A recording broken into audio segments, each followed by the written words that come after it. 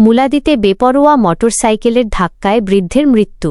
মুলাদি থেকে আমাদের senior reporter মনিরুজ্জামানের পাঠানো তথ্যচিত্র। মুলাদিতে বেপরোয়া মোটরসাইকেলের ধাক্কায় বৃদ্ধের মৃত্যু। বরিশাল জেলার মুলাদি উপজেলায় বেপরোয়া মোটরসাইকেলের ধাক্কায় এক বৃদ্ধের মৃত্যুর অভিযোগ উঠেছে। জানা গেছে, মঙ্গলবার সকাল প্রায় 11টার দিকে মুলাদি পৌরসভার ৯ নম্বর ওয়ার্ডের বাসিন্দা কালু হাওলাদারের ছেলে তাজেম আলী হাওলাদার ৭৫ রাস্তা দিয়ে হেঁটে যাওয়ার সময় পেছন দিক থেকে দ্রুতগতির একটি মোটরসাইকেল তাকে ধাক্কা দেয়।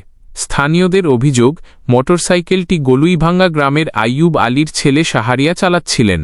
দুর্ঘটনায় গুরুতর আহত তাজেম আলী হাওলাদারকে স্বজন ও স্থানীয়রা দ্রুত মুলাদি উপজেলা স্বাস্থ্য কমপ্লেক্সে নিয়ে গেলে কর্তব্যরত চিকিৎসক তাকে মৃত ঘোষণা করেন। অন্যদিকে আহত মোটরসাইকেল চালক শাহরিয়াকেও একই হাসপাতালে নেওয়া হলে প্রাথমিক চিকিৎসা শেষে তিনি বাড়ি ফিরে যান বলে হাসপাতাল সূত্রে জানা গেছে।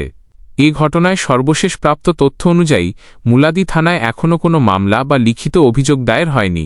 জনতার কথা নিউজ টিভি।